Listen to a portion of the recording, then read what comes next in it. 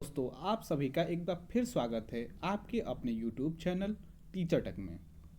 आप सबको पता है, हम डीएलएड के फोर्थ सेमेस्टर के लिए राजन सीरीज का मैराथन लाए हैं, जिसमें आज हिंदी के बहुविकल्पीय प्रश्नों को सॉल्व करेंगे। आइए शुरू करते हैं बिना किसी समय गवाए। तो इसका क्रेडिट राजन सीरीज को जाता है। तो आज का पहला प्रश्न है, आंसू। आंसू किसकी रचना है? ऑप्शन है आपके सूर्यकांत त्रिपाठी निराला, ऑप्शन बी है प्रेमचंद, ऑप्शन सी है जयशंकर प्रसाद, ऑप्शन डी है महादेवी वर्मा। तो इसका सही आंसर है दोस्तों सी, जयशंकर प्रसाद। अगले क्वेश्चन की तरफ चलेंगे। क्वेश्चन नंबर 2, प्रतीक शब्द में संधि है। तो प्रतीक प्रतीक लिखा कैसे जाता है, इसका विग्रह करेंगे पहले। प्रति धन एक, ये मिलके बनता है प्रतीक। तो ऑप्शन है इसका दीर्घ संधि, ऑप्शन सेकेंड है यण संधि, ऑप्शन थर्ड है वृद्धि संधि, ऑप्शन फोर्थ है गुण संधि। तो इसका सही ऑप्शन है ऑप्शन बी, यण संधि। अगले क्वेश्चन की तरफ चलेंगे दोस्तों। क्वेश्चन नंबर 3 है, बसीरे से दूर पुस्तक के लेखक हैं। तो इसके 4 विकल्प हैं। पहला है राहुल सांकृत्यायन, दूसरा है हरिवंश राय बच्चन, तीसरा है भारतेंदु हरिश्चंद्र, चौथा है वियोगी हरि।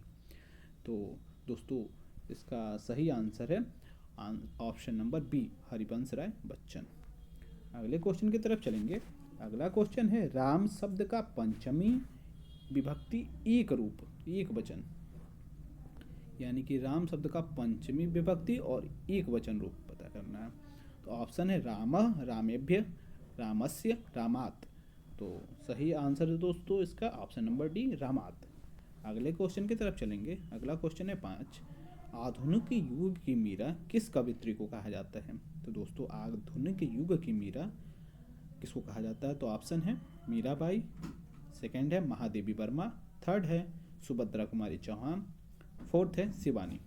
तो इसका सही आंसर है option number B, Mahadevi Verma. अगले क्वेश्चन की तरफ चलेंगे। क्वेश्चन नंबर 6, चांद का मुंह टेढ़ा रचना है, किसकी है रचना? ऑप्शन देख लेंगे दोस्तों। पहला है जयशंकर प्रसाद, दूसरा है गजानन माधव मुक्तिबोध, तीसरा है रविंद्रनाथ टैगोर, चौथा है सुमित्रानंदन पंत। तो इसका सही ऑप्शन है option number B, Gajanan Madhav Muktibodh. अगले क्वेश्चन की तरफ चलेंगे दोस्तों। अगला क्वेश्चन है क्वेश्चन नंबर 7, श श स व्यंजन हैं, ये तीनों स हैं, वो किस टाइप के व्यंजन हैं? तो ऑप्शन है आपका पहला स्पर्श व्यंजन, उष्म व्यंजन, उच्छिप्त व्यंजन या अंतःष्ट। तो इसका सही ऑप्शन है ऑप्शन नंबर बी, उष्म व्यंजन। तीनों स जो है उष्म व्यंजन के उदाहरण है। अगले क्वेश्चन की तरफ चलेंगे। क्वेश्चन है क्वेश्चन नंबर 8, स्वः का अर्थ है। तो स्व का अर्थ है देख लेते हैं दोस्तों। ऑप्शन है आज, दूसरा है कल बीता हुआ, तीसरा है कल आने वाला, चौथा है परसों। तो इसका सही ऑप्शन है ऑप्शन नंबर सी, कल आने वाला। अगले क्वेश्चन की तरफ चलेंगे। क्वेश्चन नंबर 9 कहता है, अब्ज शब्द का अर्थ है। तो दोस्तों अब्ज शब्द का अर्थ है, पहला है शंख, दूसरा है कमल, तीसरा है कपूर, चौथा है उपयुक्त सभी। तो इसका सही ऑप्शन है शंख भी होता है इसका मतलब, कमल भी होता है, कपूर भी होता है, अतः ये सभी होता है। अगले क्वेश्चन की तरफ चलेंगे। क्वेश्चन नंबर 10, कलम का सिपाही नामक कृति के लेखक हैं। तो कलम का सिपाही बहुत ही प्रसिद्ध रचना है, जिसके लेखक हैं ऑप्शन देखेंगे हम। पहला है अमृत राय, दूसरा है गुलाब राय, तीसरा है अज्ञेय, चौथा है विष्णु प्रभाकर। तो इसका सही ऑप्शन है ऑप्शन नंबर ए, अमृत राय। अगले क्वेश्चन की तरफ चलेंगे दोस्तों। क्वेश्चन नंबर 11, क्वेश्चन नंबर 11 है दीपदान। दीपदान क्या है ये पूछा गया है। तो इसके ऑप्शन है नाटक है, एकांकी है, कहानी है या कविता है। तो दीपदान एक्चुअल में एकांकी है, इसलिए इसका सही आंसर होगा बी, एकांकी। अगले क्वेश्चन की तरफ चलेंगे। क्वेश्चन नंबर 12, भारत दुर्दशा नामक एकांकी के रचनाकार हैं? तो ऑप्शन है आपके पास Bharatendu Harishchandra, option B Munshi Premchand, option C Agyeya, option D Jaishankar Prasad. तो इसका सही आंसर है ऑप्शन ए भारतेंदु हरिश्चंद्र। अगले क्वेश्चन की तरफ चलेंगे दोस्तों। अगला क्वेश्चन है हिंदी नवजीवन का संपादन किया था। तो हिंदी नवजीवन का संपादन किसने किया था? ऑप्शन है आपके पास option A doctor Rajendra Prasad, option B Haribhau Upadhyay, option C Tulsidas, option D Hazari Prasad Dwivedi. तो इसका राइट आंसर है दोस्तों ऑप्शन बी हरिभाऊ उपाध्याय। अगले क्वेश्चन की तरफ चलेंगे। अगला क्वेश्चन कहता है अर्धनारीश्वर नामक निबंध के रचनाकार हैं। तो दोस्तों अर्धनारीश्वर नामक निबंध के रचनाकार कौन हैं? ऑप्शन है आपके पास रामधारी सिंह दिनकर, बी अज्ञेय, सी जयशंकर प्रसाद, डी प्रेमचंद। तो अर्धनारीश्वर के सही रचनाकार हैं आपके ए रामधारी सिंह दिनकर। अगले क्वेश्चन की तरफ चलेंगे। अगला क्वेश्चन है कामायनी, बहुत ही प्रसिद्ध है। ये नाटक है, कविता है, निबंध है या महाकाव्य है? तो 15वां जो है ये जयशंकर प्रसाद का महाकाव्य है। Option D is the right answer. अगले क्वेश्चन की तरफ चलेंगे। क्वेश्चन नंबर 16 कहता है शुक्ल युग के उपन्यासकार का नाम है। तो शुक्ल युगीन उपन्यासकार कौन थे? तो ऑप्शन है आपके पास मुंशी प्रेमचंद, राम वृक्ष बेनीपुरी, जयशंकर प्रसाद या बाबू गुलाब राय। तो 16 का सही आंसर है ऑप्शन ए मुंशी प्रेमचंद। अगले क्वेश्चन की तरफ चलेंगे मित्रों। अगला क्वेश्चन कहता है क्वेश्चन नंबर 17 मुंशी प्रेमचंद के उपन्यास का नाम है। तो कुछ उपन्यास के नाम दिए गए हैं, तो उसमें देखना है मुंशी प्रेमचंद के उपन्यास कौन से हैं। तो ऑप्शन पहला है कर्मभूमि, दूसरा है निर्मला, तीसरा है गोदान, चौथा है उपर्युक्त सभी। तो दोस्तों मैं बता दूं ये कर्मभूमि, निर्मला, गोदान ये तीनों ही मुंशी प्रेमचंद की रचना है। अगले क्वेश्चन की तरफ बढ़ेंगे। क्वेश्चन 18 कहते हैं छायावादी युग के नाटककार हैं। तो छायावादी युग के नाटककार कौन है? ऑप्शन है आपके जयशंकर प्रसाद, डॉक्टर राम कुमार वर्मा, या जयशंकर प्रसाद राम कुमार वर्मा दोनों, या कोई नहीं। तो इसका सही आंसर है दोस्तों स जयशंकर प्रसाद और राम कुमार वर्मा दोनों ही छायावादी युग के नाटककार थे। अगले क्वेश्चन की तरफ चलेंगे मित्रों। अगला क्वेश्चन कहता है गेहूं बनाम गुलाब निबंध के लेखक हैं। गेहूं बनाम गुलाब यह एक निबंध है। तो इसके रचनाकार के नाम है, पहला है राम वृक्ष बेनीपुरी, दूसरा है जयशंकर प्रसाद, तीसरा है प्रेमचंद और चौथा है बाबू गुलाब राय। तो 19 का राइट आंसर है ऑप्शन नंबर ए राम वृक्ष बेनीपुरी। अगले क्वेश्चन की तरफ चलेंगे। अगला क्वेश्चन है 20 बीजक नाम का ग्रंथ है जो इसके रचयिता के नाम पूछा गया है। तो ऑप्शन आप देखेंगे, ऑप्शन है दिनकर, तुलसीदास, कबीरदास या सूरदास। तो इसका राइट आंसर है दोस्तों ऑप्शन सी कबीरदास। अगले क्वेश्चन की तरफ चलेंगे दोस्तों। अगला क्वेश्चन है कि तुलसीदास जी का जन्म हुआ था। तो तुलसीदास जी का जन्म कब हुआ था? ऑप्शन में आपका 1554 ईस्वी में, ऑप्शन बी है 1600 ईस्वी में, ऑप्शन डी है सी है 1700 ईस्वी में, ऑप्शन डी है 1400 ईस्वी में। तो इसका सही आंसर है दोस्तों 1554 ईस्वी में। अगले क्वेश्चन की तरफ चलेंगे। क्वेश्चन है 22वां बिहारी जी सर्वश्रेष्ठ कवि थे। किस काल के थे बिहारी जी? आपने बिहारी के सतसई पढ़े होंगे। बिहारी के सतसई।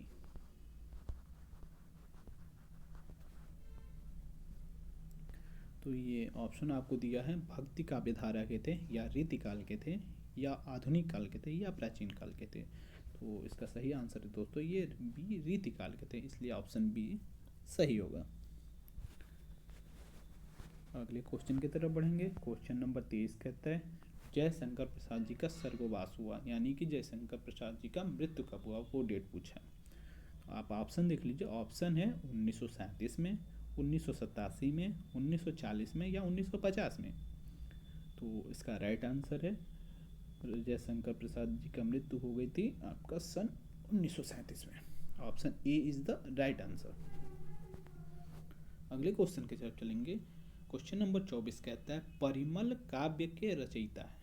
परिमल काव्य, ऑप्शन देख लीजिए आप लोग, कबीरदास जी, सूर्यकांत त्रिपाठी निराला, महादेवी वर्मा या बाबू गुलाब राय।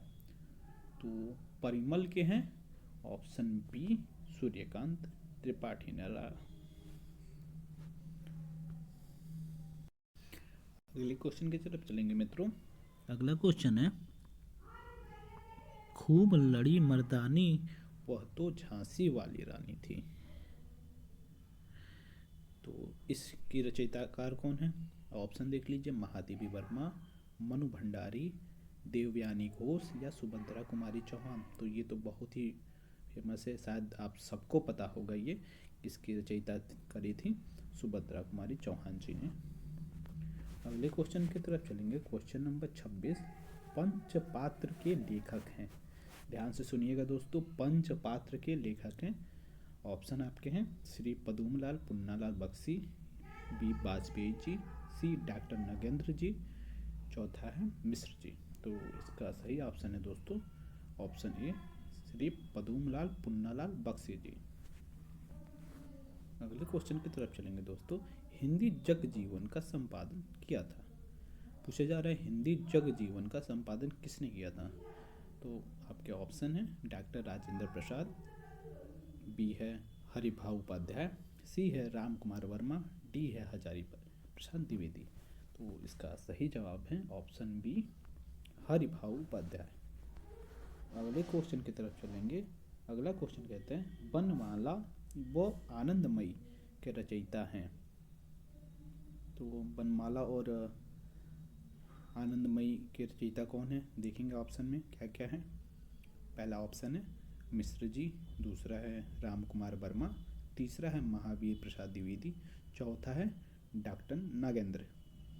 तो इसका सही आंसर है ऑप्शन डी डॉक्टर नागेंद्र। अगले क्वेश्चन की तरफ चलेंगे दोस्तों। अगला क्वेश्चन है वीणा काव्य रचना के रचयिता हैं। वीणा काव्य रचना है, उसके रचयिता कौन है ये पूछा गया है। ऑप्शन देख लीजिए आप लोग, सुमित्रा नंदन पंत, सोहन लाल द्विवेदी, सुभद्रा कुमारी चौहान, राम कुमार वर्मा। तो इसका सही आंसर है ऑप्शन नंबर ए सुमित्रा नंदन पंत। अगले क्वेश्चन की तरफ चलेंगे दोस्तों। अगला क्वेश्चन है 30 नंबर क्वेश्चन। राम नरेश त्रिपाठी का जन्म हुआ था, किस सन में हुआ था राम नरेश त्रिपाठी जी का जन्म। तो ऑप्शन है 1889 में, 1905 में, 1904 में या 1907 में। तो इसका सही जवाब है ऑप्शन ए सन 1889 में। अगले क्वेश्चन की तरफ चलेंगे। काशी में नागरी प्रचारणी सभा बहुत बार पूछा जाता है, ये बहुत ही ज़्यादा फेमस सवाल है ये। ऑप्शन है आप देख लीजिए, प्रताप नारायण मिश्र, भारतेंदु हरिश्चंद्र, श्याम सुंदर दास या रामचंद्र शुक्ल। तो इसका सही जवाब है सी श्याम सुंदर दास जी ने। अगले क्वेश्चन की तरफ चलेंगे। उपेंद्र उपधन इंद्र यानी कि धन इंद्र उपेंद्र, इसमें कौन सी संधि है, संधि पूछा गया इसमें। ऑप्शन देख लीजिए, गुण संधि, विसर्ग संधि, दीर्घ संधि या यण संधि। तो 32 का आंसर है आपका ऑप्शन नंबर ए गुण संधि। अगले क्वेश्चन की तरफ चलेंगे। क्वेश्चन नंबर 33 है यद्यपि में कौन सी संधि है। तो यद्यपि, यदि धन अपि, यद्यपि, इसका संधि बता दीजिए आप लोग। ऑप्शन देख लीजिए, ऑप्शन है वृद्धि संधि, दीर्घ संधि, खरीच संधि या यण संधि। तो यद्यपि में हो जाएगा आपका दोस्तों यण संधि, ऑप्शन नंबर डी। अगले क्वेश्चन की तरफ चलेंगे। पावक, पावक होता है पूधन अक, पावक। तो इसमें संधि बता दीजिए, ऑप्शन देख लीजिए, अयादि संधि, गुण संधि, स्वर संधि या यण संधि। तो इसका सही आंसर है अयादि संधि, ये अयादि संधि में होता है। अगले क्वेश्चन की तरफ चलेंगे दोस्तों। गंगा, आप ये देख लीजिए, गंगा में संधि पूछा गया है। तो आपको सबको पता होगा यहाँ पे जो होता है वो अनुस्वार होता है। तो देख लीजिए, ऑप्शन देख लीजिए क्या क्या दिया है। पहला दिया है अयादि संधि, अनुस्वार संधि, चतुष्ट संधि या गुण संधि। तो इसका सही आंसर होगा 35 नंबर क्वेश्चन का बी, अनुस्वार संधि। अगले क्वेश्चन की तरफ चलेंगे दोस्तों। अगला क्वेश्चन है छात्रापि, छात्र धन अपि में संधि क्या है। तो ऑप्शन देख लीजिए, पहला है सेरी संधि, दूसरा है दीर्घ संधि, तीसरा है सुलोभ संधि, चौथा है इनमें से कोई नहीं। तो इसका सही आंसर है दोस्तों ऑप्शन सी, सुलोभ संधि। अगले क्वेश्चन की तरफ चलेंगे दोस्तों। भ्रातृ, भ्रातृ में कौन सा समास है। अब संधि खत्म हुई है, अब समास का पूछा जा रहा है। आप लोग ध्यान से देखेंगे, भ्रातृ, भ्रातृ में कौन सा समास है। पहला है ऑप्शन समाहार समास, एकशेष द्वंद्व समास, तत्पुरुष समास या इनमें से कोई नहीं। ध्यान दीजिए दोस्तों, इसका सही आंसर है ऑप्शन नंबर बी, एकशेष द्वंद्व समास। अगले क्वेश्चन की तरफ चलेंगे दोस्तों। अगला क्वेश्चन है 38 नंबर क्वेश्चन। ये कहता है बहुब्रीहि समास के भेद होते हैं। तो बहुब्रीहि समास के कितने भेद होते हैं आपसे पूछा जा रहा है। ऑप्शन देख लीजिए, 2, 6, 7 या 8। तो 38 नंबर क्वेश्चन का आंसर है ऑप्शन नंबर ए, यानी कि बहुब्रीहि समास 2 प्रकार के होते हैं। अगला ऑप्शन है विद्याधनम में समास है। तो विद्याधनम में कौन सा समास है। ऑप्शन देखिए, तत्पुरुष समास है, द्विगु समास है, रूपक कर्मधारय समास है या इनमें से कोई नहीं है। क्योंकि ये क्वेश्चन आपके लिए नया होगा, रूपक कर्मधारय इसका सही आंसर है। Option number C is the right answer. अगले क्वेश्चन की तरफ चलेंगे दोस्तों। अगला क्वेश्चन कहता है तत्पुरुष समास के भेद होते हैं। ये तो आप सबको पता होगा, तत्पुरुष समास सेकेंड सेमेस्टर में, थर्ड सेमेस्टर में और इस सेमेस्टर में भी पढ़ रहे हैं कि तत्पुरुष समास के भेद बताइए। तो ऑप्शन देख लीजिए, 6, 8, 3 या 4। तो इसका सही आंसर है दोस्तों 6, तत्पुरुष समास 6 प्रकार के होते हैं। अगले क्वेश्चन की तरफ चलेंगे। दसः आननः यस्य सह समास विग्रह के बाद कौन सा शब्द होगा। तो ऑप्शन देख लीजिए, दस आनन है तो पंचानन तो होगा नहीं, गजानन नहीं होगा, इनमें से कोई नहीं, ये भी हटा दीजिए। तो इसका सही आंसर है दशानन। अगले क्वेश्चन की तरफ चलेंगे। बालक में चतुर्थ विभक्ति के प्रथम वचन के रूप होगा। तो आप सबने याद किया होगा, बचपन से आप पढ़ते आ रहे हैं कि बालक शब्द रूप क्या है। तो उसका चतुर्थ विभक्ति में पंचम वचन के रूप, प्रथम वचन के रूप में, प्रथम वचन के रूप में क्या होगा ये पूछा गया। तो पहला है बालकाय, दूसरा है बालकात, तीसरा है बालकेन, चौथा है इनमें से कोई नहीं। तो 42 नंबर का क्वेश्चन का आंसर है पहला है बालकाय is the right answer, option number A.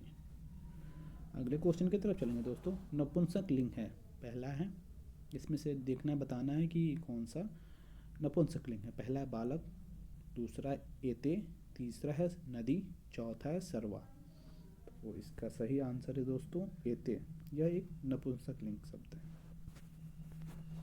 अगले क्वेश्चन की तरफ चलेंगे। के रूप है, के जो शब्द है उसके रूप पूछा गया है।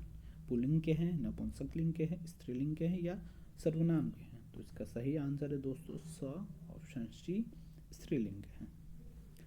स्र धातु से लिट लकार मध्यम पुरुष एक वचन करो। देखिएगा, ध्यान देने वाली बात है यहाँ पे, लिट लकार मध्यम पुरुष एक वचन पूछा जा रहा है। तो इसका क्या गया, श्रोष्यतः, श्रोष्यासि, सविष्यत्य या इनमें से कोई नहीं। तो इसका सही आंसर है ऑप्शन नंबर बी, श्रोष्यसि। अगले क्वेश्चन की तरफ चलेंगे दोस्तों। अगला क्वेश्चन कहता है अस धातु लंग लकार के उत्तम पुरुष के द्विवचन का रूप होगा। तो अस धातु का लंग लकार, पहले ये ध्यान देने वाला किस लकार की बात कर रहे हैं, उसके बाद पुरुष कौन सा है, वचन क्या है। तो अब ऑप्शन देख लेंगे। ऑप्शन में क्या है, अस्ति है, स्म है, आस्तम है, अस्तः है। तो इसका सही आंसर होगा दोस्तों ऑप्शन नंबर डी, अस्तः। अगले क्वेश्चन की तरफ चलेंगे दोस्तों। अगला क्वेश्चन है क्वेश्चन नंबर 47। दृश्य धातु का लट लकार उत्तम पुरुष का द्विवचन का रूप है। दोस्तों ये ना जानना कि संस्कृत नहीं है इस सेमेस्टर में, हिंदी में ही संस्कृत अच्छी खासी पूछ ली जाती है इसमें, तो संस्कृत आपकी पीछा अभी तक नहीं छोड़ा है, तो संस्कृत भी अच्छी खासी आ रही है, तो पढ़ के जाइएगा आप लोग, एग्ज़ाम काफ़ी नज़दीक है। तो ऑप्शन देख लीजिए आप, पश्यावह, पश्यति, पश्यथः या पश्यतः। तो इसका सही आंसर होगा ऑप्शन ए, पश्यावह। अगले क्वेश्चन की तरफ चलेंगे मित्रों। क्वेश्चन नंबर 48 कहता है लव धातु का लोट लकार के प्रथम पुरुष के बहुवचन। ये बहुत ध्यान से पढ़ने वाली चीज़ है। लोट लकार के पुरुष कौन सा है और वचन कौन सा है। तो लोट लकार पहले देखेंगे, फिर वचन देखेंगे, पुरुष देखेंगे, फिर वचन देखेंगे, उसके बाद सॉल्व करेंगे इसको। तो ऑप्शन है लभति, लभेत, लभनताम या लभे सही। तो इसका सही आंसर है आंसर सी, लभनताम। अगले क्वेश्चन की तरफ चलेंगे। क्वेश्चन नंबर 49 है कारक के मुख्य भेद होते हैं। तो कारक के कितने मुख्य भेद होते हैं, ये सब शायद आप लोग को पता होगा। ऑप्शन देख लीजिए आप, 6, 7, 8 या 10। तो इसका सही आंसर है ऑप्शन ए, 6। कारक के मुख्य 6 भेद होते हैं। अगला क्वेश्चन है दोस्तों क्वेश्चन नंबर 50।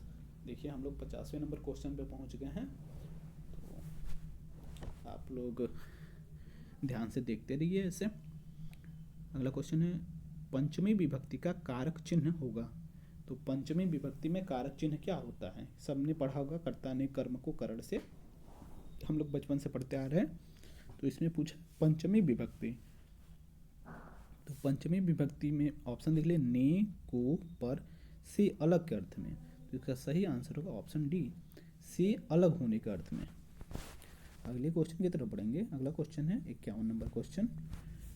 ये कहता है संप्रदान कारक में चतुर्थ विभक्ति के चिन्ह होगा। तो संप्रदान कारक में विभक्ति, चतुर्थ विभक्ति के लिए चिन्ह क्या होगा। तो आप देखिए ऑप्शन एक है के लिए, पर, को या से। तो 51 नंबर क्वेश्चन का आंसर होगा ऑप्शन ए, के लिए। अगला क्वेश्चन देखेंगे। अगला क्वेश्चन है 52 नंबर। किसी बात को सुंदर लिखने को कहते हैं, द्रुतलेख, निबंध, श्रुतलेख या लेख।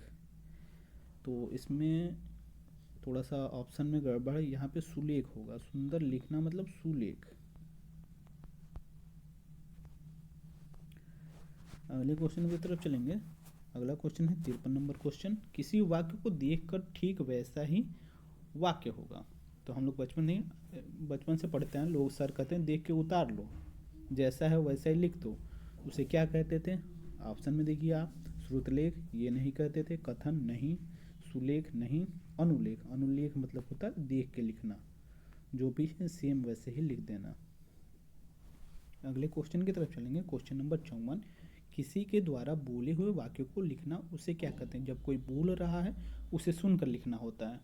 यह आपने क्लास में पढ़ा होगा, छोटे क्लासों के लिए बहुत उपयोगी होता है, उससे उनकी मात्राओं का ज्ञान होता है। तो ऑप्शन देख लीजिए, ऑप्शन है सुलेख, कथन, श्रुतलेख या नाटक। तो इसका सही आंसर है ऑप्शन सी, श्रुतलेख। श्रुतलेख मतलब सुन के लिखना। अगले क्वेश्चन के तरफ चलेंगे। क्वेश्चन नंबर 55 है जयशंकर प्रसाद का नाटक है। तो कुछ नाटक दिए गए हैं, यहाँ बताना है कि जयशंकर प्रसाद का नाटक कौन सा है। तो ऑप्शन देख लीजिए, ध्रुव स्वामिनी, चंद्रगुप्त, अजातशत्रु या सभी। तो ध्रुव स्वामिनी भी जयशंकर प्रसाद की है, चंद्रगुप्त भी है, अजातशत्रु भी है, इसलिए उपयुक्त सभी इज द राइट आंसर। अगले क्वेश्चन की तरफ चलेंगे। अंधा युग के रचनाकार का नाम है। देखिए दोस्तों यहाँ पे बहुत ही रचनाएं पूछी जा रही हैं, तो आप ध्यान देने वाली बात है, आप लोग रचनाएं पढ़ के ही जाएं। जितना मैं पढ़ा दे रहा हूँ इतना काफ़ी है, अगर इसको एक बार ध्यान से कर लें तो दोबारा पढ़ने की ज़रूरत नहीं पड़ेगी। तो अंधा युग के रचनाकार हैं, ऑप्शन देख लीजिए, प्रेमचंद, धर्मवीर भारती, गुलाब राय या चंद्रगुप्त। तो 56 नंबर क्वेश्चन का आंसर ऑप्शन नंबर बी। एक बात कहना चाहूँगा दोस्तों, आप एग्जाम से पहले धर्मवीर भारती को एक बार जरूर पढ़ लेंगे। धर्मवीर भारती, इनसे बहुत ज़्यादा क्वेश्चन आते हैं। धर्मवीर भारती। अगले क्वेश्चन की तरफ चलेंगे। क्वेश्चन है 57, क्या भूलूं क्या याद करूं, यह किसकी आत्मकथा है? तो यह क्या भूलूं क्या, ऑप्शन देख लीजिए आप। हरिवंश राय बच्चन, प्रेमचंद, जयशंकर प्रसाद या धर्मवीर भारती।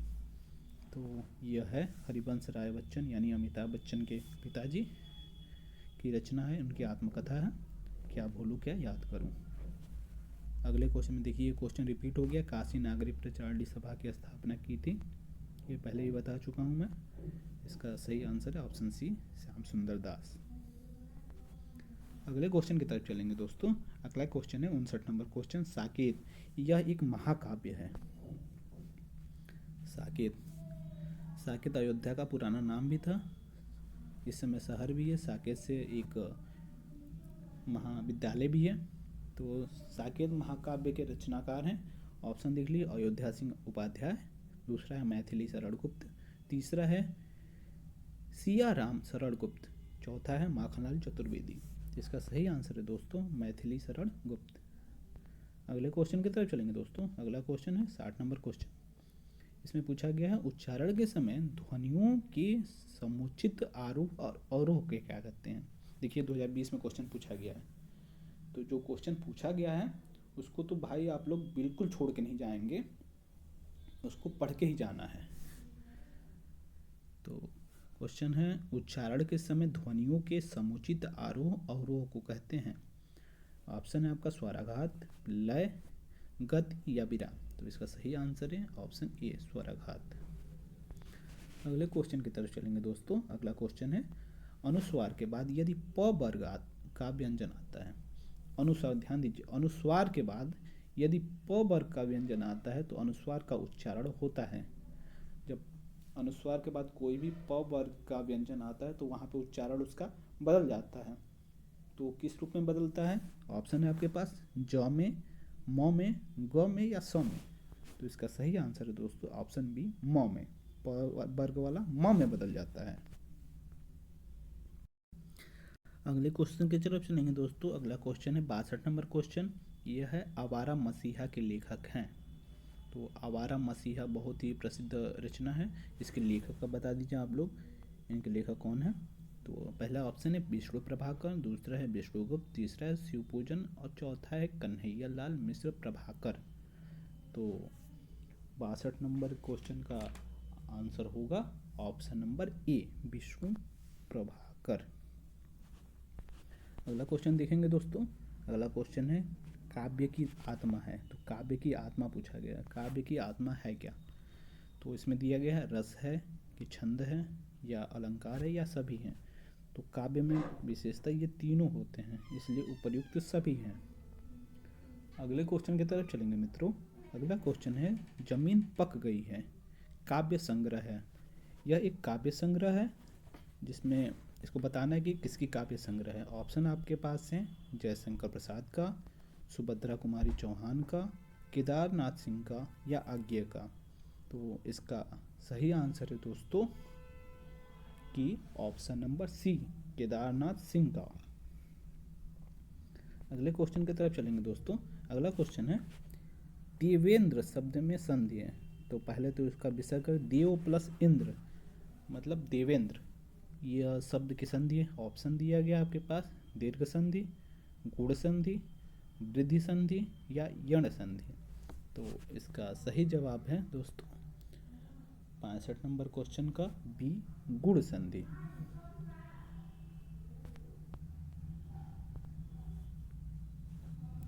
अगले क्वेश्चन की तरफ चलेंगे दोस्तों। अगला क्वेश्चन है मित्रों, तुम अपने कार्य में सफल रहो। ये एक वाक्य दिया गया है, ये बताया गया है किस तरह का वाक्य है। एक बार ध्यान से पढ़िए, तुम अपने कार्य में सफल रहो। ये 2019 में पूछा गया है। ये इच्छावाचक है, संकेतवाचक है, आज्ञावाचक है या संदेहवाचक है। तो तुम अपने कार्य में सफल रहो यानी मेरी इच्छा है कि तुम अपने कार्य में सफल रहो, इसलिए ऑप्शन इसका ए, इच्छावाचक सही है। अगले क्वेश्चन की तरफ चलेंगे। 67 नंबर क्वेश्चन है स्वच्छ। स्वच्छ शब्द का अर्थ है, स्वच्छ मतलब आप सबको पता ही होगा, छाती होती नहीं है, सुंदर आँख होता नहीं है, कंधा नहीं होता है, साफ सुथरा होता है। स्वच्छ मतलब साफ सुथरा। अगले क्वेश्चन की तरफ चलेंगे। अगला क्वेश्चन है 68 नंबर। सुंदरता शब्द है। सुंदरता क्या है? यह एक संज्ञा है, लेकिन किस तरह की संज्ञा है, संज्ञा का कौन सा भेद है, ये बताना है आपको। ऑप्शन है आपके पास जातिवाचक संज्ञा, व्यक्तिवाचक संज्ञा, भाववाचक संज्ञा या समुदायवाचक संज्ञा। सुंदरता, तो ये किसी का भाव बता रहा है, इसलिए option C is the right answer, भाववाचक संज्ञा। अगले क्वेश्चन की तरफ चलेंगे दोस्तों। अगला क्वेश्चन है 69 नंबर क्वेश्चन। मेघदूत किस रचनाकार की कृति है? मेघदूत किस रचनाकार की कृति है? ये 2018 में पूछा गया था। तो ऑप्शन है आपके पास माघ, दूसरा है भारवी, तीसरा है कालिदास या चौथा है भास। तो इसका सही आंसर है दोस्तों सी, कालिदास। इनको शेक्सपियर ऑफ इंडिया भी कहा जाता है। इन्हें बहुत सारे नाटक लिखे हैं। कालिदास सबसे बड़े नाटककार की संज्ञा भी दी जाती है इनको। तो इसका सही आंसर है ऑप्शन सी, कालिदास। अगले क्वेश्चन की तरफ बढ़ेंगे। अगला क्वेश्चन है 70 नंबर क्वेश्चन। सूर्योदय में कौन सी संधि है? देखिए संधि फिर से आ गया। सूर्योदय, सूर्य प्लस युदय, उदय बराबर सूर्योदय। तो इसमें संधि का प्रकार पूछा गया है, कौन सी संधि होगी? ऑप्शन है आपके पास गुण संधि, दीर्घ संधि, अनुस्वार संधि या वृद्धि संधि। तो इसका सही आंसर है गुण संधि। अगले क्वेश्चन की तरफ चलेंगे दोस्तों। अगला क्वेश्चन कहता है 71 नंबर। कौन सा शब्द अव्ययी भाव समास का उदाहरण है? तो अव्ययी भाव समास ये होता है जिसमें संज्ञा के साथ अव्यय जुड़ा होता है। तो ऑप्शन देख लीजिए। पहला है सज्जन, प्रतीक, गजारूढ़, द्विपाद। तो इसका सही आंसर है दोस्तों प्रतीक। प्रति एक, हाथों हाथ, कानों कान, हाथों हाथ, ये सब क्या है? सब अव्ययी भाव के उदाहरण है। अगला क्वेश्चन है 72 नंबर क्वेश्चन। अशुद्ध शब्द की पहचान की। देखिए शुद्ध अशुद्ध भी बहुत पूछा जाता है। ये देखिए 2018 में पूछा गया है। तो इसमें आपको मात्रा मिलाना होता है। देखिए प्रतिष्ठा सही लिखा गया है, प्रणाम सही लिखा गया, प्रकाष्ठ सही लिखा है, इसलिए प्रभु में देखिए छोटा ऊ का मात्रा रहेगा तब ये सही होगा। अतः अशुद्ध पूछा गया तो यही होगा ऑप्शन ए, प्रभु। अगले क्वेश्चन की तरफ चलेंगे दोस्तों। अगला क्वेश्चन है शुद्ध वर्तनी वाले शब्द का चयन कीजिए। तो आशीर्वाद कैसे लिखा जाता है ये आप सबको पता होना चाहिए। तो आशीर्वाद में आ बड़ा स, इसमें बड़ी की मात्रा, फिर व पे रह जाता है। ये option D is the right answer, बाकी सब गलत लिखा गया है। अगला क्वेश्चन है 74 नंबर क्वेश्चन। प्रत्युपकार शब्द में प्रत्यु उपसर्गों की संख्या क्या है? प्रत्युपकार में शब्दों में प्रयुक्त उपसर्ग, इसमें से उपसर्ग पूछा जा रहा है दोस्तों। तो आपको बताना है प्रत्युपकार में कितने स्वर उपसर्ग हैं। ऑप्शन है 3, 2, 4, 1। तो इसका सही आंसर है 2, ऑप्शन नंबर बी। अगले क्वेश्चन की तरफ चलेंगे। क्वेश्चन नंबर 75 दोस्तों। 75 नंबर क्वेश्चन से पहले जिन लोगों ने अभी तक सब्सक्राइब नहीं किया है वो सब्सक्राइब कर लें। वीडियो अच्छी लग रही है तो लाइक करें, अपने दोस्तों को शेयर करें। ज़्यादा से ज़्यादा शेयर करेंगे तो हम लोग का भी मोटिवेशन बना रहेगा। और यहाँ पे सेकेंड सेमेस्टर के भी क्लासेस जल्दी अपलोड होंगे। तो क्वेश्चन नंबर 75 है रेखांकित शब्द में प्रयुक्त समास है। इसमें फिर समास पूछा जा रहा है। तो रेखांकित शब्द में कौन सा समास है बताइए। ऑप्शन है आपके पास अव्ययी भाव समास, तत्पुरुष समास, कर्मधारय समास या बहुब्रीहि समास। तो इसका सही आंसर है ऑप्शन नंबर बी, तत्पुरुष समास। अगले क्वेश्चन की तरफ चलेंगे मित्रों। अगला क्वेश्चन है 76 नंबर क्वेश्चन। शताब्दी एक्सप्रेस के समय पर पहुंचने की संभावना है। देखिए यहाँ पे संभावना व्यक्त की जा रही है। यह पूछा जा रहा है वाक्य किस प्रकार का वाक्य है। तो ऑप्शन है आपके संकेतवाचक, विस्मयादिवाचक, संदेहवाचक या विधानवाचक। तो इसका सही आंसर हो जाएगा दोस्तों ऑप्शन सी, संदेहवाचक। अगले क्वेश्चन पे आते हैं मित्रों। अगला क्वेश्चन है 77 नंबर का क्वेश्चन। इसमें भी शुद्ध वर्तनी वाले शब्द का चयन करना है। तो इसमें ऑप्शन है आपके दिए गए उपर्युक्त, उपरोक्त, उपरोक्त या उपर्युक्त। तो ये सब तो देख के ही पता लगेगा आपको। इसका सही आंसर है, आपने उपरोक्त बहुत बार पढ़ा होगा, इसका सही आंसर है ऑप्शन नंबर बी। अगले क्वेश्चन की तरफ बढ़ेंगे। अगला क्वेश्चन कहता है पुरस्कार कहानी के लेखक हैं। पुरस्कार एक कहानी है, उसके लेखक कौन है? ऑप्शन है आपके पास प्रेमचंद, ऑप्शन बी है महादेवी वर्मा, ऑप्शन सी है जयशंकर प्रसाद, ऑप्शन डी है बालकृष्ण भट्ट। तो 78 नंबर क्वेश्चन का सही आंसर है ऑप्शन सी जयशंकर प्रसाद। अगले क्वेश्चन की तरफ चलेंगे दोस्तों। अगला क्वेश्चन है 79। सुगम शब्द का विलोम है। सुगम, सुगम मतलब जहाँ जाना आसान हो, तो इसका विलोम पूछा है। ऑप्शन है सूक्ष्म, विषाद, दुर्गम या नीरस। तो इसके शब्द से ही पता चल रहा है दोस्तों, इसका सही ऑप्शन है ऑप्शन नंबर सी दुर्गम। सुगम मतलब जहाँ जाना आसान हो, दुर्गम में जहाँ जाना आसान नहीं हो, कठिन हो। अगले क्वेश्चन की तरफ चलेंगे। अगला क्वेश्चन है रविंद्र। देखिए फिर संधि आ गई। रविंद्र शब्द में कौन सी संधि है? ऑप्शन है गुण संधि, दीर्घ संधि, यण संधि या वृद्धि संधि। तो रविंद्र में है दीर्घ संधि। Option number B is the right answer. अगले क्वेश्चन की तरफ बढ़ेंगे। अगला क्वेश्चन 81 नंबर क्वेश्चन है। क्वेश्चन है जयशंकर प्रसाद की रचना है। तो जयशंकर प्रसाद की रचना पूछा जा रहा है। ऑप्शन है आपके पास कामायनी, साकेत, प्रिय प्रवास या पल्लव। तो इसका सही आंसर है कामायनी। यह एक महाकाव्य है जो जयशंकर प्रसाद द्वारा रचित है। अगले क्वेश्चन की तरफ बढ़ेंगे। अगला क्वेश्चन है दुर्बल को नसता ये जाकी मोटी हाय। ये बहुत फेमस सूक्ति है कि दुर्बल को नहीं सताना चाहिए। तो इसके रचनाकार कौन है? ऑप्शन है आपके पास कबीरदास, रहीमदास, सूरदास या नंददास। तो इसका सही आंसर है कबीरदास, ऑप्शन ए। अगले क्वेश्चन की तरफ बढ़ेंगे दोस्तों। अगला क्वेश्चन तुकांत से है। दमक का तुकांत, तुकांत मतलब जिसका अंत एक ही जैसा ध्वनि पैदा करे। जैसे ऑप्शन है आपके पास कदम्ब, तरस, धमक, हृदय। तो आप देख रहे हैं कि दमक जैसा क्या है, तो ऑप्शन सी है धमक। दमक, चमक, धमक, नमक, ये सब इसके तुकांत हो जाएंगे, इसलिए option C is the right answer. अगले क्वेश्चन की तरफ चलेंगे। अगला क्वेश्चन कहता है व्यंजन कितने प्रकार के होते हैं? तो आपने पहले भी पढ़ रखा होगा इसे। 84 नंबर क्वेश्चन है व्यंजन के प्रकार। तो व्यंजन मुख्यतः 3 प्रकार के होते हैं। Option C is the right answer. यह पहला होता है स्पर्शी व्यंजन, जिसमें क से म तक 25 वर्ण होते हैं, म तक। उसके बाद होता है अंतःस्थ, अंतःस्थ, और तीसरा होता है ऊष्म व्यंजन, जिसमें स वाली ध्वनि वाले आते हैं। अगला क्वेश्चन है दोस्तों अनुस्वार का चिन्ह क्या होता है?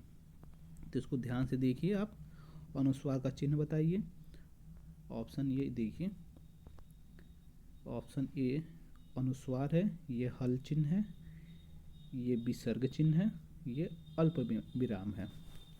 तो ये तीनों तो होगा नहीं, इसलिए option A is the right answer. अगले क्वेश्चन की तरफ बढ़ेंगे। स्वर को विभक्त किया जाता है।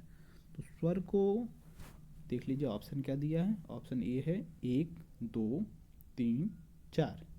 तो स्वर को मुख्यतः 3 भागों में विभाजित किया जाता है। तो पहला है, ये 3 प्रकार क्या क्या होते हैं। पहला है ह्रस्व स्वर, दूसरा है दीर्घ स्वर, तीसरा है प्लुत स्वर।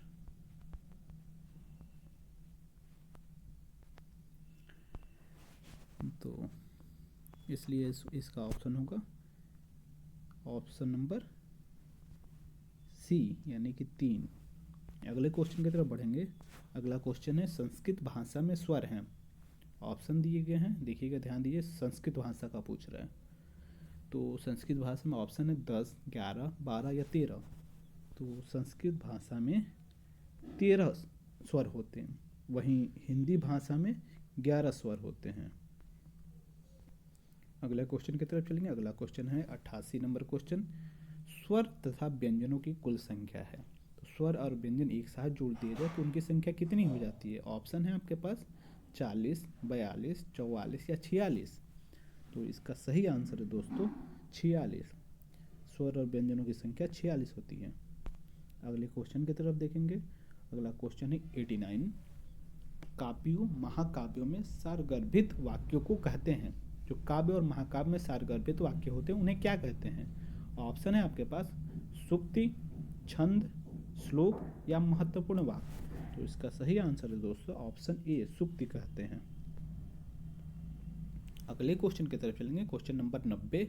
हितम मनोहरि च दुर्लभ वचः सूक्ति किस काव्य की है? एक बार और ध्यान से सुनेंगे। हितम मनोहरि च दुर्लभ वचः सूक्ति किस काव्य की है? तो ऑप्शन है आपके पास कुमार संभवम, रामायणम, शिशुपाल बधनम या किरातार्जुन नियम। तो इसका सही आंसर है दोस्तों ऑप्शन नंबर डी, किरातार्जुनम नियम। अगले क्वेश्चन की तरफ चलेंगे। अगला क्वेश्चन कहता है 91 नंबर क्वेश्चन। विश्व साहित्य के इतिहास में सबसे बड़ा महाकाव्य। तो विश्व इतिहास में सबसे बड़ा महाकाव्य है, ऑप्शन है आपके पास रामायण, महाभारत, गीता या श्रीमद् भगवद गीता। तो इसका सही आंसर है दोस्तों ऑप्शन नंबर बी, महाभारत। अगला क्वेश्चन है दोस्तों, श्रीमद् भगवत गीता के अनुसार मनुष्य का अधिकार है। तो पहला ऑप्शन है आपका आत्मा पर, दूसरा है कर्म पर, तीसरा है इच्छा पर, चौथा है फल पे। तो इसका सही आंसर है दोस्तों ऑप्शन नंबर बी, कर्म पर। आदमी कहता है कर्म करो, फल की इच्छा ना करो। अगला क्वेश्चन है 93 नंबर क्वेश्चन। इसमें है एक कर्मेंद्रिय है, वाक, स्वर, घ्राण या चक्षु। देखिए ये थोड़ा सा विवादित क्वेश्चन है, इसको छोड़ते हैं। अगला क्वेश्चन है 94 नंबर क्वेश्चन। हलंत का चिन्ह है। तो हलंत का चिन्ह देख लीजिए आप। पहला है ये तो अल्प विराम है, ऐसे रहता है, ये हल है। अगला विसर्ग है, ये अल्प विराम है। तो इसलिए सही आंसर क्या हो जाएगा आपका ऑप्शन नंबर बी, ये है हल चिन्ह। अगले क्वेश्चन की तरफ बढ़ेंगे। अगला क्वेश्चन है म के नीचे क्या लगा है? इसमें म के नीचे सबको पता चल गया होगा क्या है। विसर्ग तो नहीं है, विसर्ग नहीं है, अनुस्वार नहीं है, सभी नहीं है, हल है, हलंत है। इसलिए option number B is the right answer. अगले क्वेश्चन की तरफ बढ़ेंगे दोस्तों। अगला क्वेश्चन है क्या भूलूं क्या याद करूं। ये क्या है? आत्मकथा है, नाटक है, कहानी है या उपन्यास है? तो इसका राइट आंसर है ये एक आत्मकथा है, हरिवंश राय बच्चन जी का। अगले क्वेश्चन की तरफ बढ़ेंगे दोस्तों। अगला क्वेश्चन है प्रसिद्ध आत्मकथा लेखक हैं। इनमें से कौन से लेखक जो हैं जो आत्मकथा के लिए प्रसिद्ध हैं? Question number 97। तो ऑप्शन है आपके हरिवंश राय बच्चन, राहुल सांकृत्यायन, पांड्य बेचन शर्मा या सभी। तो इसका आंसर है सभी। ये तीनों लोग ही आत्मकथा के लिए प्रसिद्ध लेखक हैं। अगले क्वेश्चन की तरफ चलेंगे। अगला क्वेश्चन है 98 नंबर क्वेश्चन। निड़ का निर्माण फिर। तो निड़ का निर्माण फिर ये जीवनी है, उपन्यास है, कहानी है या आत्मकथा है? तो दोस्तों मैं बता दूं ये आत्मकथा है। Option number D is the right answer. अगले क्वेश्चन की तरफ बढ़ेंगे। अगला क्वेश्चन है आकाशदीप के लेखक हैं। तो बताइए दोस्तों आकाशदीप के लेखक कौन है? तो ऑप्शन है आपके पास जयशंकर प्रसाद, प्रेमचंद्र, हरीशचंद्र या मोहन राकेश। तो 99 नंबर क्वेश्चन का आंसर है answer number A, Jaishankar Prasad. अगले क्वेश्चन की तरफ बढ़ेंगे दोस्तों। अगला क्वेश्चन है 100 नंबर का क्वेश्चन। मधुबाला, मधुशाला, मधुकलश के रचनाकार हैं। ये तीनों रचना के एक ही रचनाकार हैं, वो कौन है आप बताइए। ऑप्शन है आपके पास हरिवंश राय बच्चन, मुंशी प्रेमचंद, अज्ञेय या तुलसीदास। तो इसका राइट आंसर है दोस्तों ऑप्शन नंबर ए, हरिवंश राय बच्चन। अगले क्वेश्चन की तरफ बढ़ेंगे दोस्तों। अगला क्वेश्चन है कनुप्रिया। कनुप्रिया के रचनाकार हैं। ऑप्शन है आपके पास प्रेमचंद, धर्मवीर भारती, अज्ञेय या मोहन राकेश। इसमें से आपको बताना है कनुप्रिया के रचनाकार हैं। तो कनुप्रिया के रचनाकार हैं आपके धर्मवीर भारती। मैंने पहले ही बताया था कि धर्मवीर भारती को, हरिवंश राय बच्चन को आपको पढ़ के ही जाना है। बाकी यहाँ से अगर मेरी वीडियो पूरी आप देखते हैं तो दोबारा पढ़ने की ज़रूरत भी नहीं पड़ेगी। इससे सारे हिंदी के क्वेश्चन सॉल्व हो जाएंगे। अगले क्वेश्चन पे चलते हैं। क्वेश्चन नंबर 102, विसर्ग का चिन्ह है। मैंने 2-3 बार बता चुका हूँ कि विसर्ग का चिन्ह कौन सा है, फिर से देख लीजिए आप। ये विसर्ग का चिन्ह है, डबल डॉट। तो इसका सही आंसर है ऑप्शन नंबर ए। अगला क्वेश्चन है दोस्तों 103 नंबर का क्वेश्चन है, चिंतामणि के लेखक कौन है। तो चिंतामणि के लेखक कौन है आपको बताना है। ऑप्शन है आपके पास रामचंद्र शुक्ल, अज्ञेय, जयशंकर प्रसाद या जैनेन्द्र। तो इसका सही आंसर है दोस्तों आचार्य रामचंद्र शुक्ल। अगले क्वेश्चन की तरफ बढ़ेंगे दोस्तों। अगला क्वेश्चन है 104 नंबर का क्वेश्चन, रानी केतकी की कहानी के रचनाकार हैं। तो ऑप्शन है आपके पास इंसा अल्लाह खां, प्रेमचंद्र, जयशंकर प्रसाद या अज्ञेय। तो ये कहा जाता है हिंदी काव्य की सबसे पहली कहानी है रानी केतकी की कहानी। ये लगभग 1900 ईस्वी में रचित हुई थी। तो इसके रचनाकार हैं ऑप्शन ए इंसा अल्लाह खां। अगले क्वेश्चन की तरफ चलेंगे दोस्तों। क्वेश्चन नंबर है 105, गुनाहों के देवता। यह एक उपन्यास है, इसके लेखक कौन है आपको बताना है इनके लेखक का नाम। ऑप्शन है आपके पास मोहन राकेश, धर्मवीर भारती, जयशंकर प्रसाद या अज्ञेय। तो क्वेश्चन नंबर 105 का आंसर है आपका फिर से धर्मवीर भारती। देखिए कितने इंपॉर्टेंट है, लगभग 5 से 6 क्वेश्चन धर्मवीर भारती से आ गए, तो इनको विशेष ध्यान देकर पढ़िएगा आप लोग। अगला क्वेश्चन है दोस्तों 106 नंबर का क्वेश्चन, ठेले पर हिमालय यह एक निबंध है के लेखक हैं। तो ठेले पर हिमालय नामक निबंध के लेखक कौन है। ऑप्शन है आपके पास धर्मवीर भारती, भारतेंदु हरिश्चंद्र, अज्ञेय या मोहन राकेश। तो एक बार फिर इसके लेखक हैं धर्मवीर भारती। तो हिंदी के बहुविकल्पीय प्रश्नों के मैराथन का ये अंतिम क्वेश्चन है 107 नंबर क्वेश्चन। तो इसको भी देख लेते हैं। हिंदी गद्य की विधा है। तो हिंदी गद्य की विधा क्या है, नाटक है, उपन्यास है, कहानी है या सभी है। तो हिंदी गद्य में नाटक भी होता है, उपन्यास भी होता है, कहानी भी होती है, इसलिए उपर्युक्त सभी। ये चारों ऑप्शन सही हैं। तो इस तरह से दोस्तों आज हम हिंदी विषय के बहुविकल्पीय प्रश्नों का मैराथन समाप्त किए। अन्य सभी विषयों का मैराथन देखने के लिए हमसे जुड़े रहें। साथ ही हमारे चैनल पे यूपी टेट, सी टेट तथा टीचर भर्ती संबंधित सभी क्लासेस, न्यूज़ तथा अपडेट सबसे पहले हमारे चैनल पर उपलब्ध होंगे। तो अगर वीडियो पसंद आता है तो दोस्तों लाइक करें, चैनल को सब्सक्राइब करें तथा कमेंट बॉक्स में अपनी राय दें तथा दोस्तों को शेयर भी करें। धन्यवाद दोस्तों।